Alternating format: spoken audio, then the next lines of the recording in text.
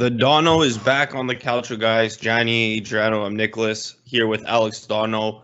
I want to ask you first, before we continue, Alex, do you know how many times you've been on the podcast already? Oh, I don't. Can you guess what number this is? 6? Close. This is your 5th time. Oh, I was close. Yeah. Shit. I know you on in. Yeah. It's almost a year. It was April 2022 you last came on, so it's been a while. Thing is, we're just going to make it a tradition. At least once a season, we're going to have you on to talk some Inter, Alex. Well, it's my pleasure. And at least Inter, they're kind of trending all right. I mean, I'd love to have that draw against Samp back, but outside of that, it's been a decent run. I mean, I would like to have that loss to Inter back, but I mean, hey, we can all be happy. Well, I mean, Napoli are pretty much perfect outside of that. So it's at this point, that's like a footnote. Like, who even cares after that one? I don't know, man. I care. Skriniar really did a really good job, but we'll get to that in a little bit later. So first of all, Alex, how you been? I know you've been doing a lot of college football, but podcasts recently. So changing gears back to Calcio. So how you been, Alex? I've been doing really, really well. I'm just, I'm excited. The Champions League is back. I found a way to enjoy I found a way to enjoy the World Cup, even though the Nerazzurri were not involved. So all is good. All is good in the Calcio world. It still keeps me very entertained. Yeah, there's a lot. There's a lot to watch and a lot to look forward to. Yeah.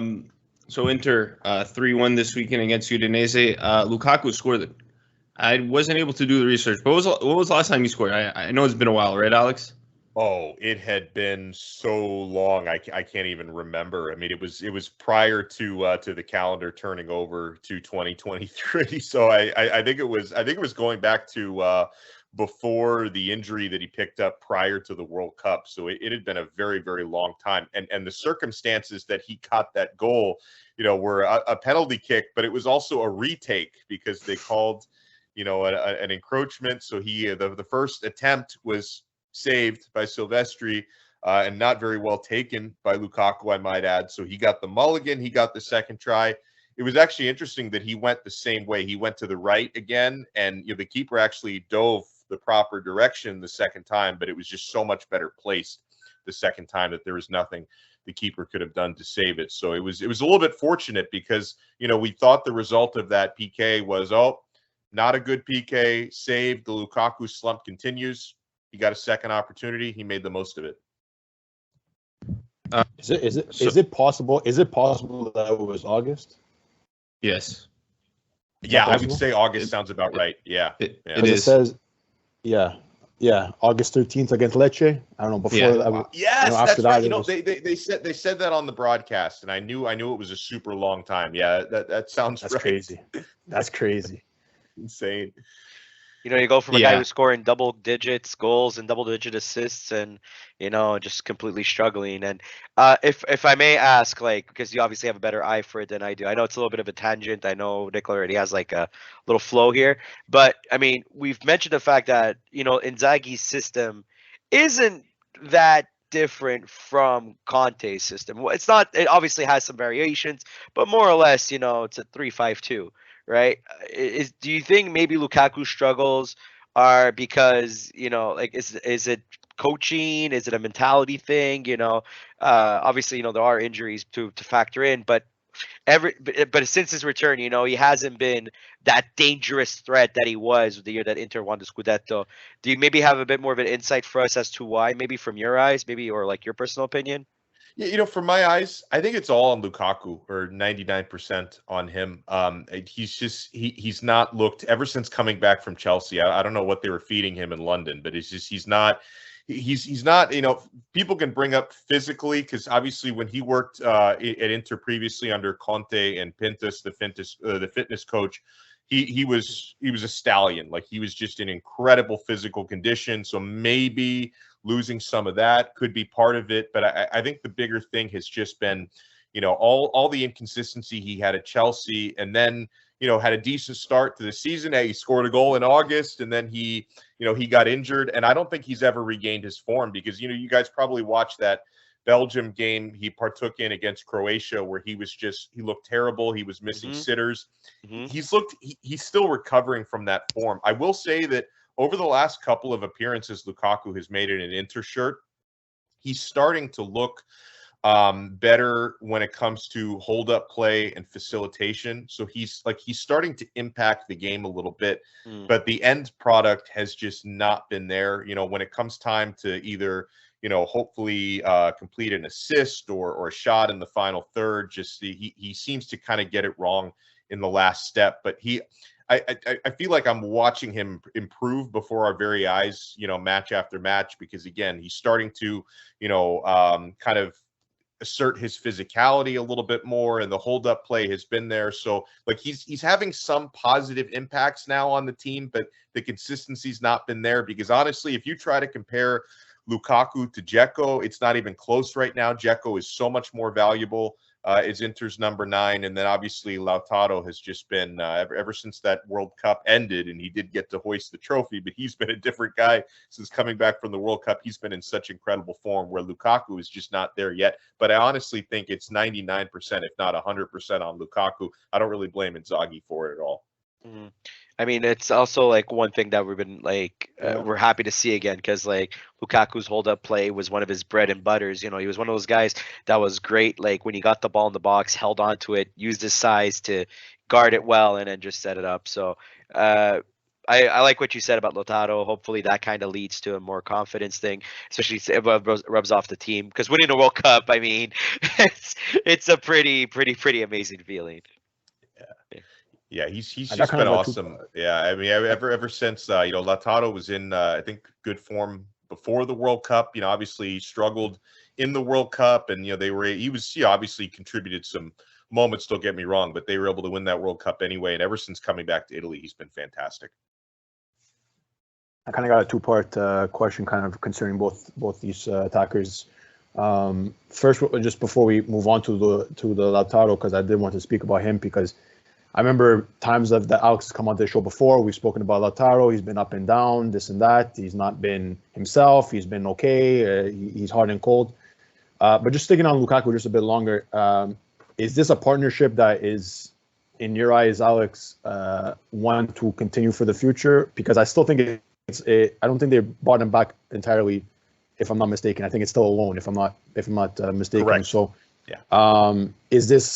Is this something that you see Inter kind of pursuing in terms of keeping Lukaku for the long run, because they know what they had in him in the past?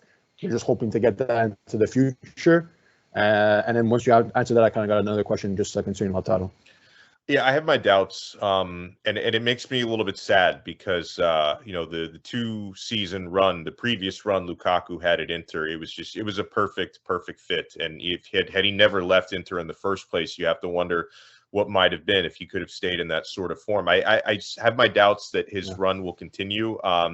Some of it is going to depend on what Chelsea decide to do, if they can find, you know, a long-term buyer, which, you know, may be difficult, because it's not as if Lukaku's stock is soaring right now. So they probably, you know, would not be able to unload him for the price that they were thinking they could unload him for. So then there's a chance Inter could extend his loan. There have been mixed reports about that. I think extending the loan for another season, it was being talked about a lot before the calendar turned over to 2023. But since he's not fully found his form, I don't think that extending his loan would be Inter's first option. His wages are obviously very high. So there's also the Inter factor, is can they find a suitable replacement on the transfer market? I know that they're really hot on the trails of Thuram, as they were last summer as well, Marcus Thuram. But if I read the reports correctly, it seems like Bayern may be the leaders in the clubhouse to land him on a free. They could probably bid a little bit more than Inter could at this point, but I know that's a player they've done their due diligence on. If they were able to secure a free transfer for someone like that, I think that they would part ways with Lukaku without thinking twice about it. But if their options are limited, and if Chelsea, you know, can't sell him elsewhere, then maybe all parties might decide extending the loan is the right thing to do. But I would guess there's probably less than a 50% chance, maybe less than a 30% chance that happens. Wow, and this is crazy because like Nick said, the title of the show 2 years ago, 3 years ago was like Lukaku is on top of the world, right? So and such a great signing for Inter at that time. But just like kind of a follow-up question for we were talking about strikers, talking about attackers, Lautaro. Like right now, obviously he's been in such hot form. You can't bat your eye against that. He's done the work. He's scored. He's done his job. What is it with Lautaro that because sometimes it's just like it's not it, and then there's times where he's in this type of form.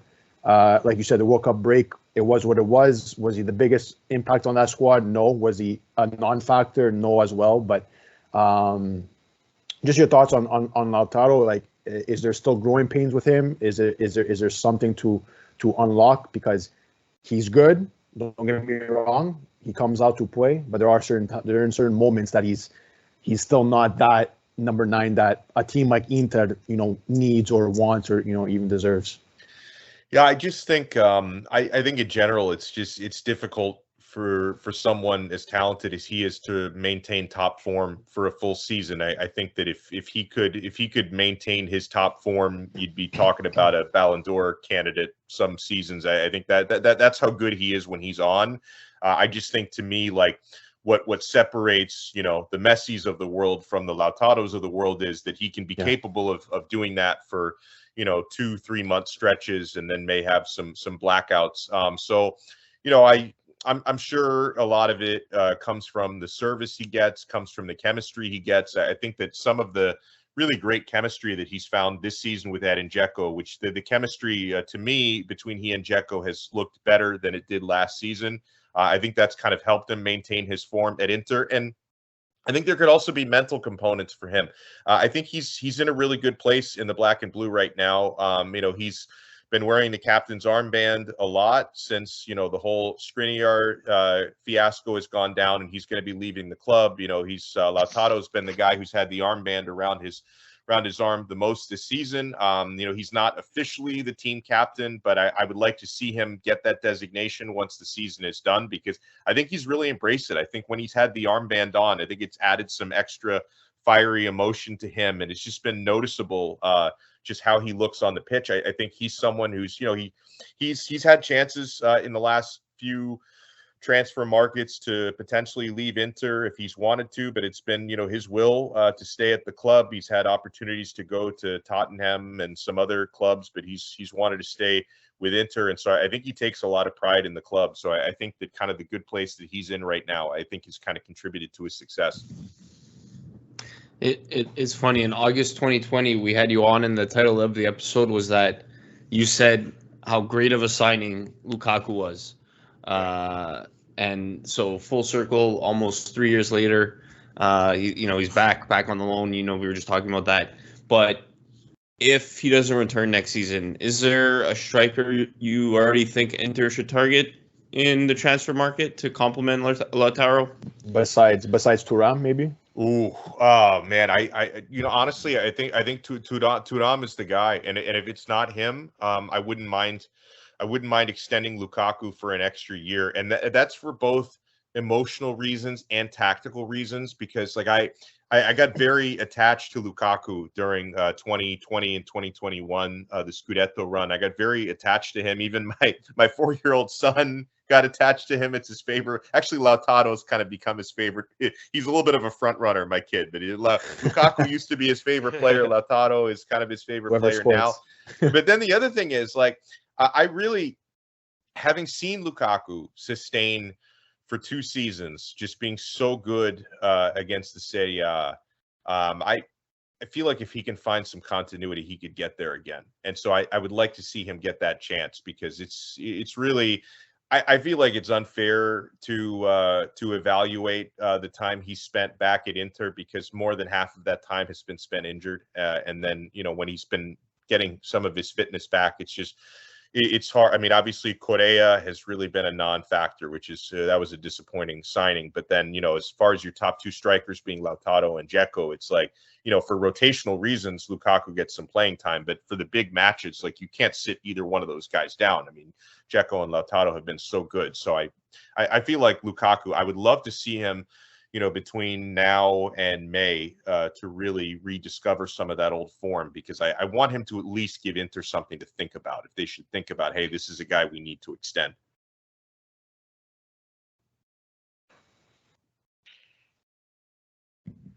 Do you guys have any other questions on this topic? Do you guys want to move on to Champions League? We really talk about the Udinese game? Yeah, I was gonna say. Your thought. We really honed in on the Lukaku penalty. Lukaku. Yeah. The 3-1 result. Obviously, Alex, a big one. You said at the top of the show you would like to have that Samp 0-0 draw back.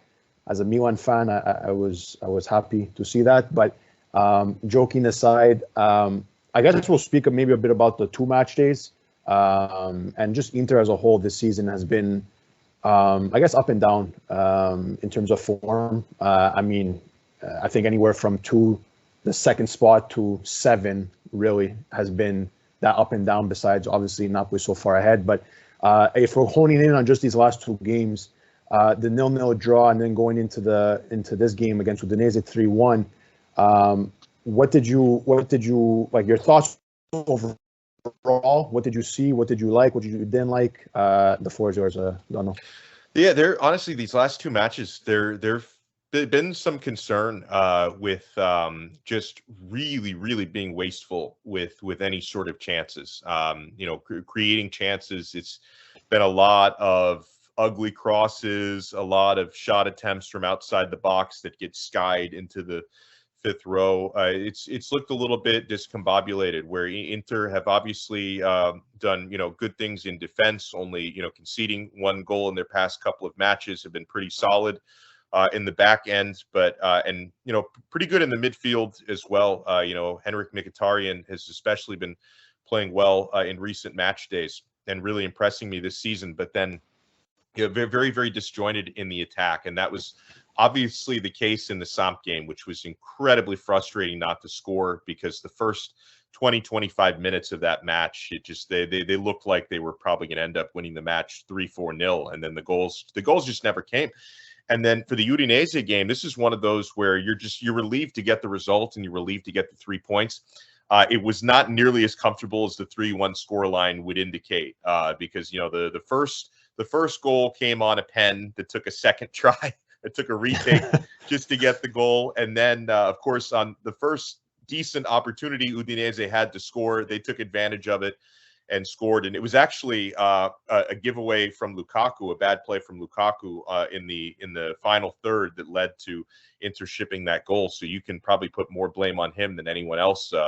And then, Inter were able to get a couple of late second half goals to exhale a little bit. And Mkhitaryan, who I mentioned, scored just a brilliant goal to make it 2-1. And then Lautaro scored a beautiful goal to kind of get the insurance goal late in the match to make it 3-1. But it was nowhere near as comfortable as the scoreline would indicate. So a part of me wonders, and I know we're going to talk about Champions League coming up, a part of me wonders, especially against Udinese, if that was a thought that they had on their minds. I mean, Inzaghi made the kind of curious decision to rest Andre Onana and give Handanovic his first opportunity in a very, very long time to get in the net. And, he didn't do anything particularly good or terrible in that Udinese game. Like he was kind of in a weird position on the goal that they scored, but I can't really blame. I think that was a goal, no matter who was in net, that was going to go in. And it sounds like Handanovic is going to get a chance to play in the Coppa Italia match against Juventus coming up. So we'll see if he commits any odd errors in that one. But I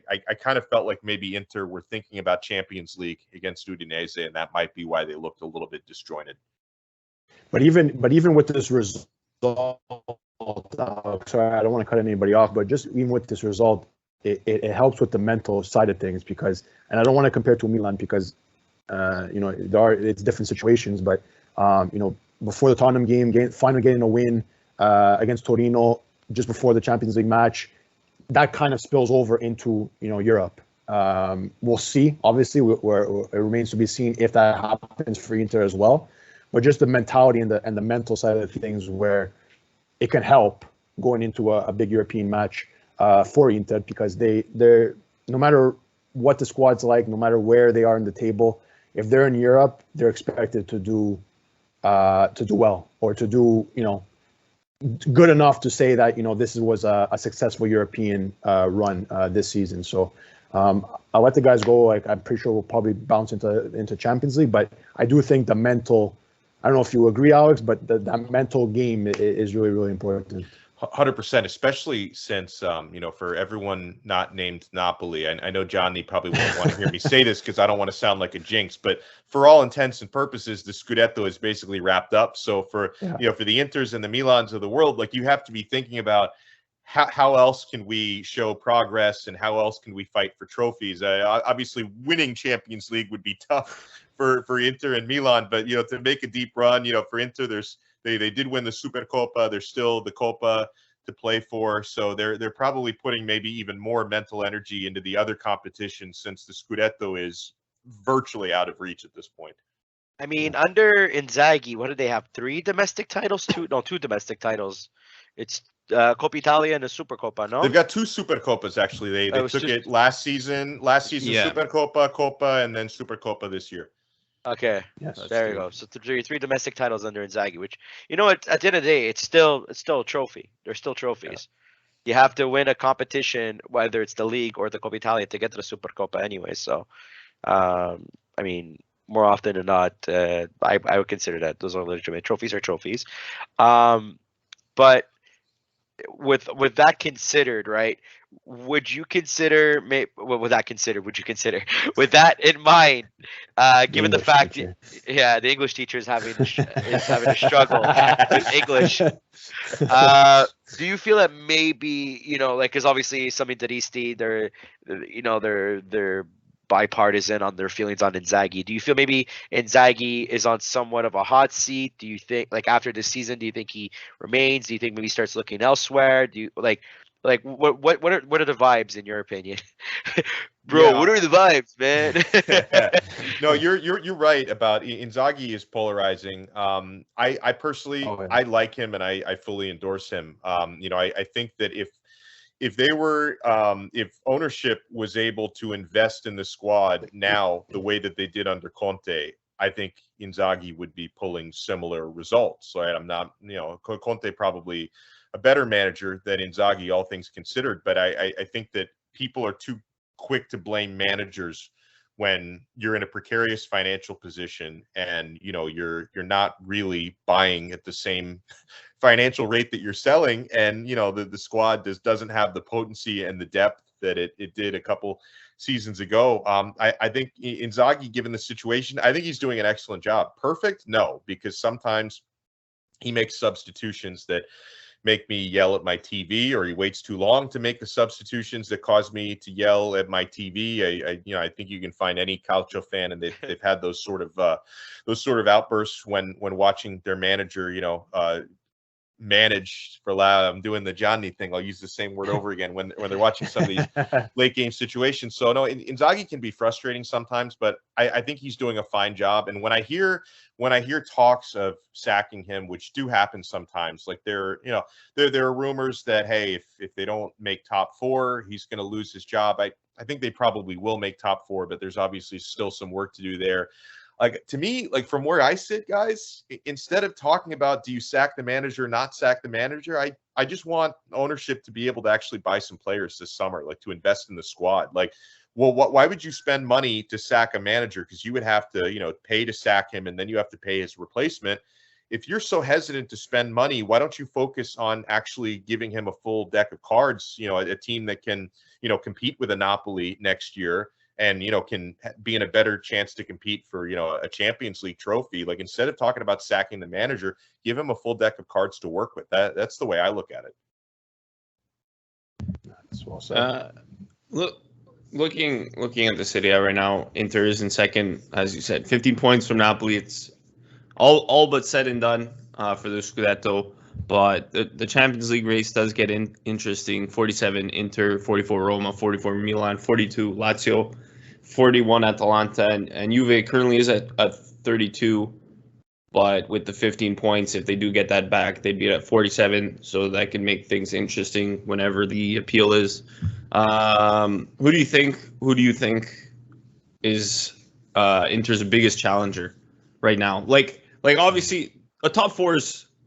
I mean, I think the four of us could say here that I think it would be a failure for Inter not to make Champions League next year. Yeah. But even just for the second place, you get more money. There's pride in finishing second versus third and fourth, right? So what do you think is Inter's biggest challenger out of those teams? Yeah, if I'm thinking in terms of head-to-head, Lazio just has been the last couple seasons. They've been Inzaghi's kryptonite. Like you would think Inzaghi, knowing their players so well, because the squad hasn't changed too much since he coached there. Like you would think he would, but maybe they know him so well is the reason why they perform so well. I mean, obviously, the season series with Milan is finished, and they split the two Serie A matchups. Juventus obviously got an excellent result against Inter, kind of a puzzling result for Inter earlier this season. But like you said, depending on what happens with the 15 points, we'll see how much of a factor that is. But really, the team domestically that's given Inter the most trouble is Lazio. Like, honestly, I go into a matchup with Napoli. For as good as Napoli are, Inter are kind of Napoli's kryptonite in the same way that Lazio are Inter's kryptonite. Like, Inter always play really well against Napoli, and Lazio always play really well against Inter. So that's honestly the team that worries me most. Fuck that. Do you think Lazio gets into the top four by saying that? Yeah, that's what I'm wondering about, because honestly, like, yeah, and no, it's fair because like that's the team from an Inter standpoint I worry about most head to head. But as far as who I think finished top four, obviously Napoli are going to be top four. I think Inter will make top four. I think Milan will make it to top four. They seem to they're getting through whatever that crisis was that they had for a couple of months. It seems like they're on the other side of that. And yeah, I probably think Roma are going to be the other team who get in, and that's another one. I think Inter still have a head-to-head with Roma, and they beat Inter the first time around. So I think it's probably going to be the top four, and Lazio will probably finish fifth or sixth. So I don't know if they always do this thing where for a couple matches Lazio look like they're unbeatable, and then for 3 weeks they just look like they can't beat anyone. So I don't know if they have the consistency.